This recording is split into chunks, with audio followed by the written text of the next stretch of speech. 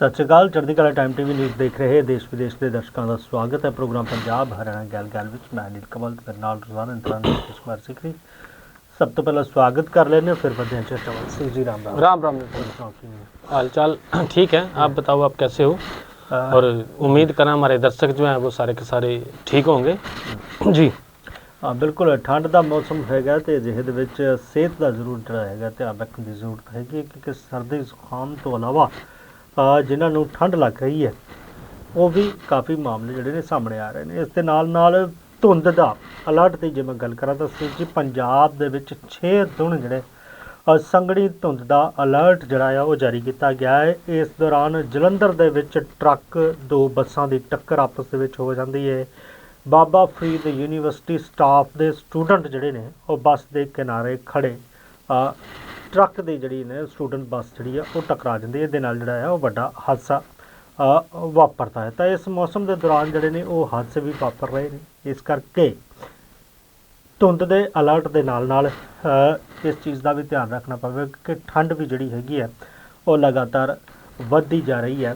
पारा हेठां डिग रिहा, सुक्की ठंड जिहड़ी है वो बीमार करने वाली हैगी है। तो जेकर तुसीं घर तो बाहर निकलदे हो सवेर के समय दे विच तां धुंध के अलर्ट का जरूर ध्यान रखो कि तुसीं सुरੱਖਿਆ जिहड़ा आ वो निकलना हैगा। 6 दिन जिहड़ी हैगी आ वो पंजाब दे विच संघनी धुंध जिहड़ी हैगी आ वो पवेगी। 23 तरीक नूं अमृतसर, तरनताਰਨ, कपूरथला, जलंधर, फिरोजपुर, फाजिलका इन्हां इलाकिਆਂ ਦੇ ਵਿੱਚ ਜਿਹੜਾ ਹੈਗਾ ਉਹ ਕੋਹਰਾ ਜਿਹੜਾ ਹੈਗਾ ਉਹ ਪਵੇਗਾ ਤੇ ਮੌਸਮ ਖੁਸ਼ਕ ਰਹੇਗਾ। 24 ਤਰੀਕ ਨੂੰ ਸੂਬੇ ਦੇ ਵੱਖ-ਵੱਖ ਇਲਾਕਿਆਂ ਦੇ ਵਿੱਚ ਵੀ ਜਿਹੜੇ ਹੈਗੇ ਕੋਹਰੇ ਦਾ ਅਲਰਟ ਹੈਗਾ।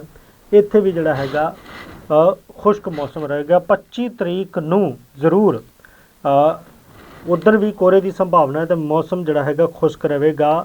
तो मौसम 27 तरीक तक जिहड़ा हैगा खुश्क रहने की संभावना दसी जा रही है, क्योंकि पहला ये कहा जा रहा सीगा कि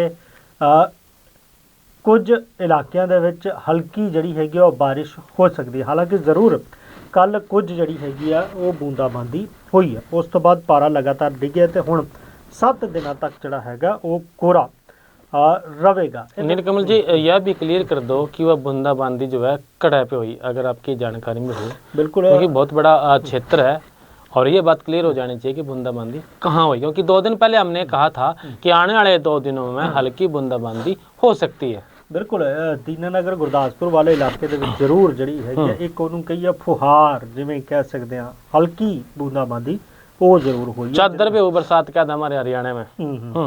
बिल्कुल बिल्कुल, हुण 6 दिनों तक जिहड़ा हैगा धुंध दे अलर्ट तो वो बचन की जरूरत भी हैगी है। जी बिल्कुल, धुंध ज़्यादा है और धुंध होने की वजह से जो है सारा कुछ प्रभावित होने लग रहा है, चाहे वो फिर वायुवाहन की सेवाएं हों या फिर वो रोडवेज की सेवाएं हों। आम आदमी का घर से निकलना हो या फिर जो है नौकरी पेशे के काम हो, सारे के सारे धुंध से प्रभावित होने लग रही। एयर क्वालिटी इंडेक्स जो है वो बढ़े है, चाहे वो दिल्ली का हो या चंडीगढ़ का हो, और परेशानी ज़्यादा हो रही। ऐसे में नीलकमल जी पिछले दिनों हरियाणा की जो सरकार है, जो मंत्री हैं अनिल विज, उन्होंने एक फैसला कराया और उस फैसले में एक निर्देश दिया कि 60 किलोमीटर प्रति घंटा की रफ्तार से ज़्यादा जो बसें हैं वो नहीं चलेंगी, खास करके तड़की और सांझ के टाइम, क्योंकि तड़की और सांझ के टाइम में धुंध का प्रभाव जो है ज़्यादा हुआ है और दोपहर में जो है धुंध का प्रभाव कम हो जाए, इस तरह के आदेश दिए।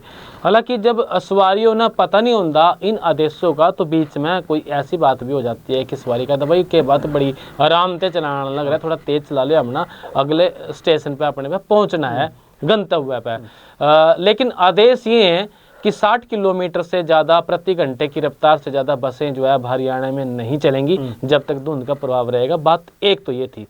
दूसरा एक फैसला और हरियाणा में लिया गया है। हरियाणा में जो रात को बसें चलती हैं, दूर दराज के क्षेत्रों में चलती है या फिर जो ग्रामीण क्षेत्रों में चलती है, इनका सारे का सारा जो फैसला है वो जीएम लेवल के अधिकारी जो अड्डा प्रबंधक है वो वाले वो ले सकते हैं। कोहरे में हादसों को देखते हुए निदेशालय ने जो है एक मीटिंग बुलाई है और 24 जो को डिपो के महाप्रबंधक इसमें जो है वो शामिल होंगे। हरियाणा में जो लंबी दूरी की रात्रिकालीन बस सेवाएं हैं, अब वो जो है संबंधित महाप्रबंधक इस बात का निर्णय लेगा कि वो बस जो है भेजनी है कि नहीं भेजनी है। क्योंकि रात को धुंध ज़्यादा हो जाती है और धुंध होने से जो है रास्ते दिखते नहीं, जिस तरह कि हमने पहले भी कहा था, भी सड़कें जो है वो लगभग गायब होगी। गायब होने का मतलब था भाई धुंध में सड़कें दिख नहीं रही, कोहरा ज़्यादा हो रहा है। ऐसे में अब जो लंबी दूरी की जो बसें हैं रात के टाइम में वो जो है बंद रहेंगी या नहीं रहेंगी, इस बात का फैसला वहाँ के जो महाप्रबंधक है वो लेंगे। निवेदन आपसे भी है, अगर आपको रात को कहीं बाहर निकलना है तो ये बात ध्यान रखें, ऐसा ना हो कि आपने कहीं जाना हो और आपकी बस जो है रात को चले ना। तो इसलिए ज़रूरी कामों के वास्ते जो है अपने दिन में ही काम निपटाएं और दिन के समय में ही जो है यात्रा जो है वो करें। नीलकमल जी बिल्कुल, यात्रा दिन के समय करो तो घर वापसी करो। क्योंकि पिछले दिनों करनाल में दो जो है घटनाएं घट गई। एक तो बस पलट गई थी धुंध की वजह से, और डिवाइडर से बस टकरा गई थी, और हाल ही में कल भी जो है एक बस ने के बाद 2 यात्रियों को कुचल दिया। तो घटनाएं बसों से ऐसी होने लगी ताकि इन घटनाओं से बचा जा सके और यात्री जो है सुरक्षित अपने घर पर पहुंच सके। एक बस में मैं यात्रा करने लग रहा था नीलकमल जी, बड़े बढ़िया और अच्छे ड्राइवर भी हुए हैं।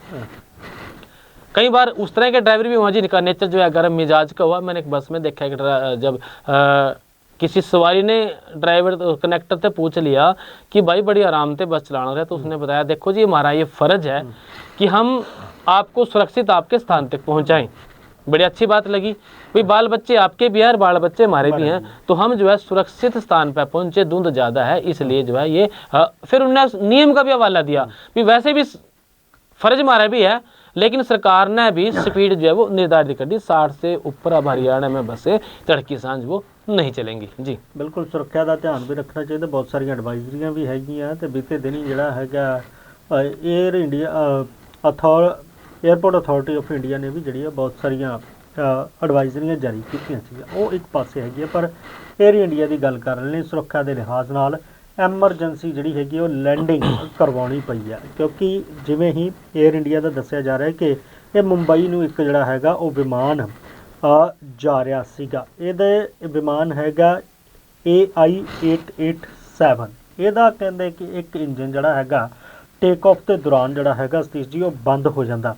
टेक ऑफ करने के बाद में बंद होया, दौरान नहीं जी। हाँ, टेक ऑफ करन तो बाद जिहड़ा हैगा वो बंद हो जाता, तो फिर एक इंजन के उत्ते ही जिहड़ा हैगा इसनूं स्टार्ट रख के फिर जिहड़ी हैगी है इसकी फ्लाइट की एमरजेंसी जिहड़ी हैगी लैंडिंग करवाई जाती है। बिल्कुल नीलकमल जी, इस जहाज में 335 यात्री सवार थे और ये दिल्ली से मुंबई जाने लग रहा था।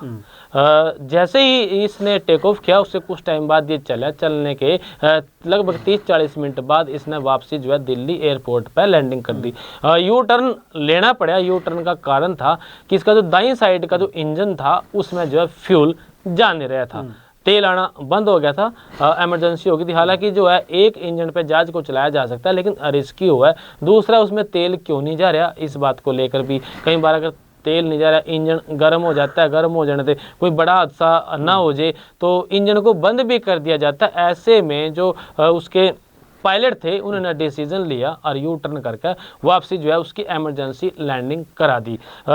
ऐसे में जो सवारियां थी उसमें 335, उन सवारियों की सुविधा का भी विशेष ध्यान रखा गया और उनको किसी दूसरे जहाज के माध्यम से मुंबई पहुंचाने के लिए वो सारे के सारे इंतजाम करे गए। हालांकि इसकी जो रिपोर्ट है वो मांगी गई है नीलकमल जी, DGM में जो इसकी अथॉरिटी होती है उन्होंने इसकी रिपोर्ट मांग ली है। अभी किस तरह से क्या ये इसमें घटना घटी, DGCA ने जो है पूरी जांच के जो है इसमें वो आदेश दे दिए। मंत्रालय ने एयर इंडिया से आई डिटेल जो रिपोर्ट है वो अब इसमें मांग ली है जी। बिल्कुल, ये डिटेल मंगी जा रही है कि आखिर इंजन के विच की खराबी है, क्यों फ्यूल नहीं जा रहा। पर बहुत वड्डी गल ये हैगी है कि समय रहंदे जिहड़ा फैसला वो पूरे क्रू ने लिया, पायलटां ने लिया, तो एक इंजन के सहारे जिहड़ा हैगा उसनूं दोबारा वापस लिया के दिल्ली एयरपोर्ट के उत्ते उहदी लैंडिंग जिहड़ी है करवाई गई। प्रेशर जीरो होना खतरनाक है, लेकिन उसमें बचाव हो सकता है क्योंकि इंजन एक जो है दूसरा वो चलता रहता है जी। बिल्कुल, एक सक्रिय इंजन होना चाहिए, क्योंकि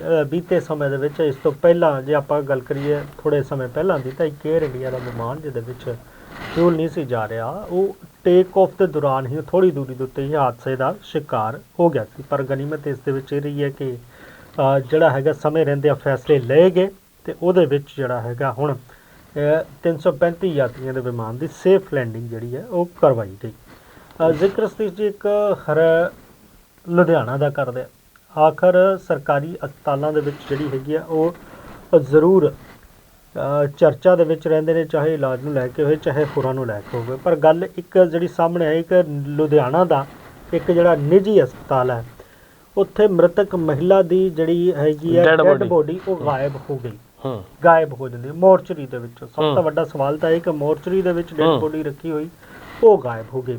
ਜਦੋਂ ਇਹਦਾ ਪਰਿਵਾਰ ਵਾਲਿਆਂ ਨੂੰ ਪਤਾ ਲੱਗਦਾ ਤਾਂ ਪਰਿਵਾਰ ਵਾਲੇ ਇਸ ਨੂੰ ਲੈ ਕੇ ਕਾਫੀ ਜਿਹੜਾ ਹੰਗਾਮਾ ਕਰਦੇ ਨੇ। ਉਹਨਾਂ ਨੇ ਆਰੋਪ ਲਾਇਆ ਕਿ ਮਹਿਲਾ ਦੇ ਸ਼ਵ ਦੀ ਜਿਹੜੀ ਹੈਗੀ ਆ, ਉਹਨਾਂ ਦੀ ਮ੍ਰਿਤਕ ਦੇਹ ਦੀ ਅਦਲਾ ਬਦਲੀ ਕਰ ਦਿੱਤੀ ਗਈ ਆ, ਉਸ ਦੇ ਅੰਗ ਕੱਢ ਕੇ ਉਹ ਕਹਿੰਦੇ ਕਿ ਵੇਚ ਦਿੱਤੇ ਗਏ ਨੇ। ਇਹ ਜਿਹੜੇ ਦੋਸ਼ ਜਿਹੜੇ ਨੇ ਉਹ ਹਸਪਤਾਲ ਦੇ ਉੱਪਰ ਪਰਿਵਾਰ ਦੇ ਲੋਕ ਲਾ ਰਹੇ ਨੇ। ਪਰਿਵਾਰ ਦੇ ਲੋਕ ਡੈੱਡ ਬੋਡੀ ਦੇ ਲਈ ਜਦੋਂ ਹਸਪਤਾਲ ਦੇ ਵਿੱਚ ਪਹੁੰਚੇ ਤਾਂ ਕਹਿੰਦੇ ਉੱਥੇ ਉਹ ਮਹਿਲਾ ਨਹੀਂ ਸੀ, ਤਾਂ ਉਹ ਹੁਣ ਜਿਹੜੇ ਨੇ ਉਹ ਧਰਨੇ ਤੇ ਬੈਠ ਗਏ ਨੇ। ਕੁਝ ਦਿਨ ਪਹਿਲਾਂ ਇਸ ਮਹਿਲਾ ਨੂੰ ਜਿਹੜਾ ਉਹ ਹਸਪਤਾਲ ਦੇ ਵਿੱਚ ਭਰਤੀ ਕਰਵਾਇਆ ਗਿਆ ਸੀਗਾ। ਇਸ ਤੋਂ ਬਾਅਦ ਡਾਕਟਰਾਂ ਨੇ ਉਹਨੂੰ ਮ੍ਰਿਤ ਘੋਸ਼ਿਤ ਕੀਤਾ। ਪਰਿਵਾਰ ਦਾ ਕਹਿਣਾ ਹੈ ਕਿ ਦੋਨੋਂ ਬੇਟੇ ਜਿਹੜੇ ਮਹਿਲਾ ਦੇ ਨੇ ਉਹ ਵਿਦੇਸ਼ ਦੇ ਰਹਿੰਦੇ ਨੇ, ਜਿਹਦੇ ਕਾਰਨ ਉਹਦਾ ਅੰਤਿਮ ਸਮੇਂ ਦੇ ਵਿੱਚ ਅੰਤਿਮ ਸੰਸਕਾਰ ਦੇ ਵਿੱਚ ਸਮਾਂ ਲੱਗਣਾ ਸੀ। ਉਹਨਾਂ ਨੇ ਇਹ ਬੋਡੀ ਜਿਹੜੀ ਆ ਮੋਰਚਰੀ ਦੇ ਵਿੱਚ ਰਖਵਾਈ ਸੀ। ਉਧਰ ਹਸਪਤਾਲ ਦੇ ਡਾਕਟਰ ਜਿਹੜੇ ਨੇ ਉਹ ਇਹ ਕਹਿ ਰਹੇ ਨੇ ਕਿ ਮੈਨੇਜਮੈਂਟ ਇਸ ਮਾਮਲੇ ਦੀ ਜਾਂਚ ਕਰ ਰਹੀ ਹੈ ਕਿ ਕਿਸ ਪੱਧਰ ਦੇ ਉੱਤੇ ਗਲਤੀ ਹੋਈ ਹੈ। ਜਾਂਚ ਤੋਂ ਬਾਅਦ ਹੀ ਜਿਹੜੀ ਹੈਗੀ ਹੈ ਕੋਈ ਕਾਰਵਾਈ ਕੀਤੀ ਜਾਵੇਗੀ। ਮਾਮਲੇ 'ਚ ਹੁਣ ਪੁਲਿਸ ਨੇ ਪੀੜਿਤ ਪਰਿਵਾਰ ਦੇ ਬਿਆਨ ਲੈ ਕੇ ਜਾਂਚ ਜਿਹੜੀ ਹੈਗੀ ਸ਼ੁਰੂ ਕਰ ਦਿੱਤੀ ਹੈ। ਪਰ ਸਥਿਤੀ ਇਹ ਕੋਈ ਪਹਿਲਾ ਮਾਮਲਾ ਨਹੀਂ ਹੈਗਾ ਇਸ ਤਰ੍ਹਾਂ ਦਾ ਕਿ ਜਦੋਂ ਇਸ ਤਰ੍ਹਾਂ ਦਾ ਕੋਈ ਮਾਮਲਾ ਸਾਹਮਣੇ ਆਇਆ ਹੋਵੇ। ਕਈ ਵਾਰ ਤਾਂ ਲਾਸ਼ਾਂ ਦੀ ਜਿਹੜੀ ਹੈ ਉਹ ਅਦਲਾ ਬਦਲੀ ਵੀ ਹੋ ਜਾਂਦੀ ਹੈ। ਇੱਕ ਵਾਰ ਤਾਂ ਇੱਦਾਂ ਦਾ ਮਾਮਲਾ ਵੀ ਸਾਹਮਣੇ ਆਇਆ ਕਿ ਜਿਹੜਾ ਕੋਈ ਵਿਅਕਤੀ ਹੈਗਾ ਉਹਦੇ ਨਾਮ ਦੇ ਉੱਤੇ ਕਿਸੇ ਹੋਰ ਨੂੰ ਸੌਂਪ ਦਿੱਤਾ, ਨਾ ਤਾਂ ਹਸਪਤਾਲ ਵਾਲਿਆਂ ਨੇ ਦੇਖਿਆ ਕਿਉਂਕਿ ਪੈਕ ਕਰਕੇ ਬੋਡੀ ਦੇਤੀ, ਪਰ ਜਦੋਂ ਮ੍ਰਿਤਕ ਦੇ ਪਰਿਵਾਰਜਨਾਂ ਵਿੱਚੋਂ ਕਿਸੇ ਇੱਕ ਨੇ ਕਹਿੰਦੇ ਕਿ ਉਹਦਾ ਮੂੰਹ ਦੇਖਣ ਦੀ ਕੋਸ਼ਿਸ਼ ਕੀਤੀ। ਹਾਲਾਂਕਿ ਇਹ ਪੁਰਾਣੀ ਘਟਨਾ ਹੈਗੀ, ਕਿੱਥੋਂ ਦੀ ਹੈ ਮੈਨੂੰ ਜ਼ਿਕਰ ਨਹੀਂ ਯਾਦ। ਉਦੋਂ ਜਦੋਂ ਉਸ ਦਾ ਮੂੰਹ ਵੇਖਿਆ ਗਿਆ ਤਾਂ ਉਸ ਵੇਲੇ ਰੌਲਾ ਪੈ ਗਿਆ ਕਿ ਇਹ ਤਾਂ ਸਾਡੇ ਪਰਿਵਾਰ ਦਾ ਜੀ ਨਹੀਂ ਹੈਗਾ। ਤਾਂ ਇਸ ਤਰ੍ਹਾਂ ਦੀਆਂ ਘਟਨਾ ਜਿਹੜੀਆਂ ਹੋ ਜਾਂਦੀਆਂ ਨੇ। ਪਰ ਇਸ ਮਾਮਲੇ ਦੀ ਹੁਣ ਜਿਹੜੀ ਹੈਗੀ ਆ ਉਹ ਜਾਂਚ ਕੀਤੀ ਜਾ ਰਹੀ ਕਿ ਆਖਰ ਗਲਤੀ ਕਿਸ ਪੱਧਰ ਤੇ ਹੋਈ ਹੈ। ਜਿਸ ਮਹਿਲਾ ਦਾ ਸ਼ਵ ਮੋਰਚਰੀ 'ਚ ਰੱਖਿਆ ਗਿਆ ਸੀਗਾ ਉਹ ਉੱਥੇ ਮੌਜੂਦ ਨਹੀਂ ਸੀ। ਹੁਣ ਇਸ ਨੂੰ ਲੈ ਕੇ ਜਿਹੜੀ ਹੈ ਉਹ ਚਰਚਾ ਹੋ ਰਹੀ ਹੈ ਕਿ ਆਖਰ ਮੋਰਚਰੀ 'ਚ ਉਹ ਮ੍ਰਿਤਕ ਦੇ ਆਖਰ ਗਈ ਤੇ ਗਈ किथे। बिल्कुल नीलकमल जी, गलती की सज़ा होनी चाहिए, गलती की सज़ा माफ़ी नहीं होनी चाहिए, क्योंकि इस तरह की गलती जो है वो एक विश्वास जो होता है प्रशासन पर, अस्पतालों पर, उस विश्वास को तोड़ देती है और लोगों का भरोसा जो है वो टूट जाता है। तो इसकी निष्पक्ष जांच होनी चाहिए, लोगों का भरोसा प्रशासन पे बना रहे, कार्रवाइयाँ होती रहे। तो मैं जिक्र करूँगा हरियाणा पुलिस का। हरियाणा पुलिस जो है पिछले काफ़ी टाइम थे जो चर्चा में जो है वो चली हुई है नीलकमल जी। डीजीपी जो ओपी सिंह है उन्होंने बड़ी धुएंधार बैटिंग कर रखी। हालांकि उनकी रिटायरमेंट जो है दिसंबर में है, लास्ट में। उससे पहले यूँ कहते उन्होंने कुछ करके दिखाना हुआ है, वो मौका मिला और करके दिखाया, बहुत बढ़िया वो काम करने लग रहे। ऐसे में एक कदम उनका हरियाणा में जो रिश्वत लेने वाले अधिकारी हैं वो जो है बर्खास्त होंगे। कोई जांच पड़ताल नहीं, सीधा आदेश भाई जो रंगे हाथों पकड़ा गया उसको बर्खास्त कर दो।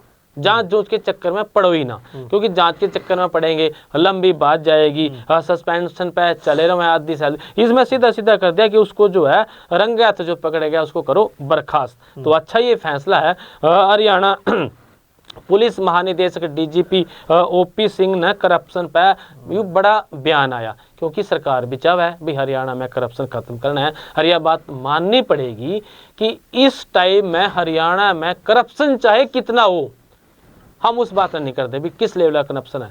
लोग ये भी कहते हैं करप्शन बहुत है, होगा, लेकिन ये बात भी है कि करप्शन पे प्रहार होने लग रहा। जो भ्रष्ट अधिकारी हैं वो पकड़े जाने लग रहे, चाहे वो पुलिस के अधिकारी हों या फिर वो दूसरे विभागों के अधिकारी हो। आए दिन दूसरे तीसरे दिन कोई ना कोई अधिकारी, कोई कर्मचारी जो पकड़ में जरूर आवा नीलकमल जी। तो फिलहाल सोशल मीडिया पर पोस्ट करके ओपी सिंह ने लिखा है कि ठग और बदमाश चाहे तो पुलिस में हो या फिर समाज में हो, उनको जवाब दो और सारे एसपी और जो है उनको कहा है अपने अधिकारियों को, सीपी को, कि जो रंगे हाथों पकड़ जाए उसकी जांच बिठाने की जरूरत नहीं है, सीधा उसको जो है बर्खास्त करो। एक अनुच्छेद का उन्होंने इसमें जिक्र करा कि संविधान के आर्टिकल 311(2) के द्वारा ये असाधारण शक्तियों का प्रयोग करके इन्हें नौकरी से बर्खास्त जो है किया जा सकता है, बर्खास्त करे। पिछले 2 महीने में लगभग जो है रंगे हाथों धरे गए जो अधिकारी थे, कर्मचारी थे, उनको जो है ऐसा उनके साथ किया जाएगा। लास्ट में उन्होंने लिखा है कि जैसी करनी वैसी भरनी, भी जो करेगा वो भरेगा। अब जिस तरह मैंने बात बताई थी भाई, करप्शन चाहे कितना भी हो, लेकिन लगाम लगाने के लिए प्रशासन, सरकार उस पर पूरा जोर लगा रखा। 8 महीने में 212 मुलाजिम जो है वो पकड़े गए करप्शन में मिले हुए। सूबे में भ्रष्टाचार का हाल इस तरह का है कि गिनती अब महीने और साल की नहीं, वे पिछले साल पकड़े गया था, पिछले महीने पकड़े गया था, ऐसा नहीं है। अब है कि एक कल पकड़े गए, एक परसों पकड़े गए, 2 वहां पकड़े गए, 3 वहां पर, आए दिन कोई ना कोई जो है वो पकड़े जाने लग रहा। राज्य सतर्कता एवं भ्रष्टाचार जो निरोधक दस्ता है, ब्यूरो है, 2025 के 8 महीने में यानी कि 212 दिनों में 105 जो केस हैं वो दर्ज करे और 141 लोगों को रिश्वत के आरोप में उन्होंने पकड़ा है, दबोचा है। एसीबी के हत्थे चढ़ने वाले 112 सरकारी अधिकारी और कर्मचारी और 29 निजी व्यक्ति शामिल हैं। सरकारी मुलाजमों में प्रथम श्रेणी के अफसर से लेकर चतुर्थ श्रेणी के जो कर्मचारी हैं वो भी इसमें शामिल है। नीलकम जी, भ्रष्टाचार मामलों में पुलिस विभाग जो है नंबर 1 की बात जो है वो क्या देखा रहा था कि औसतन हर 2 दिन में एक सरकारी कर्मचारी रिश्वत लेते हुए दबोचा गया। सरकारी महकमों में सबसे ज्यादा पुलिस विभाग में 33 और दूसरे नंबर पर राजस्व जो विभाग है उसमें 17 लोगों की गिरफ्तारी हुई। रिश्वत के जाल में प्रथम श्रेणी अधिकारी 8 द्वितीय श्रेणी अधिकारी 95 तृतीय श्रेणी कर्मचारी और 8 जो है चतुर्थ श्रेणी कर्मचारी जो फंसे हैं। भ्रष्टाचार के इस फेरिस्त में, इस लिस्ट में जो है ऊपर से लेकर नीचे तक सबका नाम है। पकड़े गए कुल 141 लोगों में कुल 85,33,900 रुपये की जो रिश्वत है वो राशि जो है वो बरामद जो है करी गई है। मतलब रेट पिछले दिनों जो है रेट तय कर दे पुलिसकर्मी पकड़े गए थे, भाई इतने नहीं इतने लेंगे। इस बात को लेकर जो है ब्यूरो की रिपोर्ट के अनुसार विभाग में सबसे आगे पुलिस विभाग है और विभाग के 33 कर्मचारी व अधिकारी, निरीक्षक, उप निरीक्षक, सहायक उप निरीक्षक, मुख्य सिपाही या सिपाही रेट तय करते हुए पकड़े गए।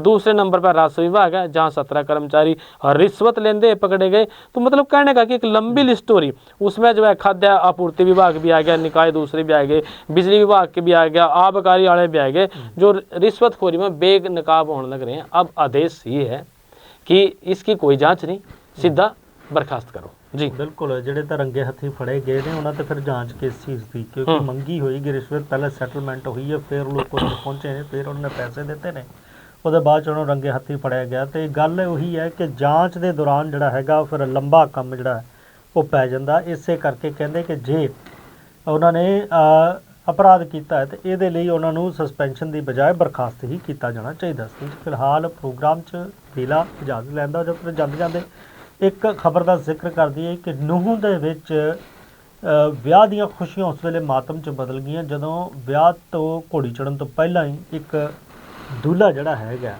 ਉਹ ਆਤਮ ਹੱਤਿਆ ਕਰ ਲੈਂਦਾ। ਦੱਸਿਆ ਜਾ ਰਿਹਾ ਹੈ ਕਿ ਡੀਜੇ ਵਜਾਉਣ ਤੋਂ ਰੋਕਿਆ ਸੀਗਾ, ਜਿਸ ਤੋਂ ਗੁੱਸੇ ਦੇ ਵਿੱਚ ਆ ਕੇ ਉਸ ਦੂल्हे ਨੇ ਖੇਤਾਂ ਵਿੱਚ ਜਾ ਕੇ ਜਿਹੜੀ ਹੈਗੀ ਆ ਉਹ ਆਤਮ ਹੱਤਿਆ ਕਰ ਲਈ। ਉਹ ਕਹਿੰਦੇ ਕਿ ਦੂल्हा ਆਪਣੇ ਵਿਆਹ ਦੇ ਵਿੱਚ ਰਾਤ ਨੂੰ ਦੇਰ ਰਾਤ ਤੱਕ ਡੀਜੇ ਵਜਾਉਣਾ ਚਾਹੁੰਦਾ ਸੀਗਾ, ਪਰ ਪਰਿਵਾਰ ਵਾਲਿਆਂ ਨੇ ਉਹਨੂੰ ਮਨਾ ਕਰ ਦਿੱਤਾ ਤੇ ਇਸ ਤੋਂ ਦੁਖੀ ਹੋ ਕੇ, ਗੁੱਸੇ ਹੋ ਕੇ ਉਹ ਬੇਚੈਨ ਹੋ ਗਿਆ ਤੇ ਸਵੇਰੇ ਬਰਾਤ ਨਿਕਲਣ ਤੋਂ ਪਹਿਲਾਂ ਉਹ ਘਰ ਤੋਂ ਨਿਕਲ ਗਿਆ ਤੇ ਇਸ ਤੋਂ ਬਾਅਦ ਖੇਤਾਂ ਦੇ ਵਿੱਚ ਉਸ ਦੀ ਲਾਸ਼ ਜਿਹੜੀ ਆ ਖੰਭੇ ਨਾਲ ਉਹ ਲਟਕਦੀ ਮਿਲੀ ਆ। ਉਧਰ ਦੂਜੇ ਪਾਸੇ ਦੁਲਹਨ ਜਿਹੜੀ ਸੀਗੀ, ਜਿਹੜੀ ਦੂਸਰਾ ਪਰਿਵਾਰ ਸੀਗਾ ਲੜਕੀ ਦਾ, ਉਹ ਬਰਾਤ ਦੇ ਆਉਣ ਦੇ ਸਵਾਗਤ ਦੀਆਂ ਤਿਆਰੀਆਂ ਕਰ ਰਿਹਾ ਸੀਗਾ, ਪਰ ਉਹਨਾਂ ਨੂੰ ਕੀ ਪਤਾ ਸੀ ਕਿ ਉੱਥੇ ਦੂਸਰੇ ਪਾਸੇ ਜਿਹੜਾ ਬਰਾਤ ਲੈ ਕੇ ਆਉਣ ਵਾਲਾ ਲਾੜਾ ਹੈਗਾ ਉਹਦੇ ਨਾਲ ਹੀ ਇਸ ਤਰ੍ਹਾਂ ਦੀ ਘਟਨਾ ਉਹ ਵਾਪਰ ਗਈ ਹੈ। ਤਾਂ ਵਿਆਹ ਦੀਆਂ ਖੁਸ਼ੀਆਂ ਦੇ ਵਿੱਚ ਜਿਹੜਾ ਆ ਉਹ ਮਾਤਮ ਪਸਰ ਗਿਆ। ਪਰਿਵਾਰ ਵਾਲਿਆਂ ਦਾ ਇਹ ਕਹਿਣਾ ਦੱਸਿਆ ਜਾ ਰਿਹਾ ਹੈ ਕਿ ਡੀਜੇ ਨੂੰ ਲੈ ਕੇ ਜਿਹੜਾ ਹੈਗਾ ਵਿਵਾਦ ਹੋਇਆ, ਵੀ ਉਹ ਚਾਹੁੰਦਾ ਸੀਗਾ ਕਿ ਲੇਟ ਨਾਈਟ ਤੱਕ ਡੀਜੇ ਵਜਾਇਆ ਜਾਵੇ। ਪਰਿਵਾਰ ਕਹਿੰਦੇ ਕਈ ਵਾਰ ਸੀ ਜੀ ਇਹ ਹੁੰਦਾ ਆ ਕਿ ਪਰਿਵਾਰ ਕਹਿੰਦਾ ਕਿ ਹੁਣ ਬਹੁਤ ਹੋ ਗਿਆ ਜੀ, ਡੀਜੇ ਬੰਦ ਕਰ ਦਿਓ। ਬੰਦ ਕਰ ਦਿਓ ਕਿ ਸਵੇਰੇ ਜਾਣਾ ਵੀ ਹੈ। ਪਰ ਇਹ ਗੱਲ ਜਿਹੜੀ ਹੈਗੀ ਆ ਉਹ ਸ਼ਾਇਦ ਉਸ ਲਾੜੇ ਨੂੰ ਨਾਗਵਾਰ ਗੁਜ਼ਰੀ ਤੇ ਉਹ ਫਿਰ ਖੇਤਾਂ ਵਿੱਚ ਪਹੁੰਚ ਗਿਆ। ਹਾਲਾਂਕਿ ਪੁਲਿਸ ਇਸ ਦੇ ਮਾਮਲੇ ਦੇ ਵਿੱਚ ਪਹਿਲੀ ਨਜ਼ਰ ਸੁਸਾਈਡ ਮੰਨ ਰਹੀ ਹੈ, ਪਰ ਪਰਿਵਾਰ ਵਾਲਿਆਂ ਕੋਲੋਂ ਇਸ ਗੱਲ ਦੀ ਜਾਂਚ ਵੀ ਕੀਤੀ ਜਾ ਰਹੀ ਹੈ ਕਿ ਆਖਰ ਇਸ ਮਾਮਲੇ ਦੇ ਵਿੱਚ ਇਹੀ ਗੱਲ ਸੀ ਜਾਂ ਕੋਈ ਹੋਰ ਗੱਲ ਵੀ ਸੀਗੀ। ਫਿਲਹਾਲ ਇਸ ਮਾਮਲੇ ਦੇ ਵਿੱਚ ਇਹੀ ਹੈ ਕਿ ਵਿਆਹ ਦੀਆਂ ਖੁਸ਼ੀਆਂ ਜਿਹੜੀਆਂ ਨੇ ਉਹ ਮਾਤਮ ਦੇ ਵਿੱਚ ਬਦਲ ਗਈਆਂ। ਪਰ ਇਸ ਸਭ ਦੇ ਵਿਚਾਲੇ ਅੱਜ ਕੱਲ੍ਹ ਦਾ ਜਿਹੜਾ ਨੌਜਵਾਨ ਹੈਗੇ ਲੋਕ ਹੈਗੇ ਨੇ ਉਹਨਾਂ ਦੇ ਵਿੱਚ ਪੇਸ਼ੈਂਸ ਦੀ ਵੀ ਕਮੀ ਹੈਗੀ ਹੈ। ਸਹਿਣ ਸ਼ਕਤੀ ਖਤਮ ਹੋ ਗਈ, ਸਹਿਣ ਸ਼ਕਤੀ ਜਿਹੜੀ ਹੈਗੀ ਆ ਖਤਮ ਹੋ ਗਈ ਹੈ। ਕਹਿਣ ਦਾ ਕਿ ਪਹਿਲਾਂ ਇਹ ਸੀਗਾ ਕਿ ਗਵਾਂਢੀ ਦੇ ਬੱਚਿਆਂ ਨੂੰ ਜਿਹੜਾ ਹੈਗਾ ਝਿੜਕ ਦਿੰਦਾ ਸੀਗਾ, ਮਾੜੇ ਕੰਮ ਤੋਂ ਥੱਪੜ ਵੀ ਮਾਰ ਦਿੰਦਾ ਸੀਗਾ ਤਾਂ ਪਰਿਵਾਰ ਵਾਲੇ ਉਹਨੂੰ ਵੀ ਚੰਗਾ ਦੱਸਦੇ ਸੀ। ਪਰ ਅੱਜ ਦੇ ਦੌਰ ਦੇ ਵਿੱਚ ਬਹੁਤ ਇਸ ਤਰ੍ਹਾਂ ਦੇ ਮਾਮਲੇ ਨੇ ਜਿਹਦੇ ਵਿੱਚ ਬੱਚਿਆਂ ਨੂੰ ਲੈ ਕੇ ਹੀ ਗਵਾਂਢੀ ਜਿਹੜੇ ਉਹ आपस ਦੇ ਵਿੱਚ ਭਿੜ ਜਾਂਦੇ ਨੇ ਤੇ ਉਹ खूनी लड़ाई पहुंच जाती है। पिछले दिनों हरियाणा में एक घटना ऐसी घटी थी नीलकमल जी, उस बात से याद आया, आपने गवांढिया का जिक्र कराया तो कुछ बालक थे गली में, वो हू हल्ला कर रहे होंगे और एक अधिकारी था पुलिस का, उसने उनको धमका दिया भी तुम ऐसा ना करो। वो वहां से चले गए। उसके बाद फिर वो दोबारा लौट के आए और लौट के आएगा उस अधिकारी को उन्होंने गोली मार दिया। मतलब आजकल कहने का धर्म भी नहीं रहा भी किसी ने गली में कह दा भी उड़दंग क्यों मचा रहे हो। माहौल जो है ऐसा है, युवाओं की प्रवृत्ति पता नहीं क्यों किस ओर जाने लग रही। हमारे संस्कार कम पड़ गए या फिर हमारे पे जो है दूसरी सभ्यताओं का असर ज्यादा हो गया, या फिर हम अपने बुजुर्गों के पास बैठ का टाइम देंगे ही नहीं। जो शिक्षा मिलनी चाहिए, जो संस्कार मिलने चाहिए, उन संस्कारों से बच्चे जो है वंचित रहने लगे। एक शिक्षा स्कूल में मिला और एक शिक्षा परिवार में मिला, हमारे चौपाल में मिला, बुजुर्गों के पास बैठने से मिला। वो शिक्षा भी ज़रूरी है दूसरी शिक्षाओं के साथ साथ। जी बिल्कुल, समाजिक तौर पर बहुत ज़रूरी है कि समाज जोड़ा है वो हिस्ट पुष्ट होना चाहिए, चंगा होना चाहिए। तो अज जा किधर रहा ये भी जी बहुत बार इस दी चर्चा होंगी है। फिलहाल प्रोग्राम च वेला इस वेले इजाजत लैंदा हो, चले फिर मिलांगे इस प्रोग्राम च। तद तक लिए मैनू ते सतीश कुमार सीकरी तुसीं दिओ इजाजत, बने रहो चढ़दी कला टाइम टीवी नाल। राम राम जी, सत श्री अकाल।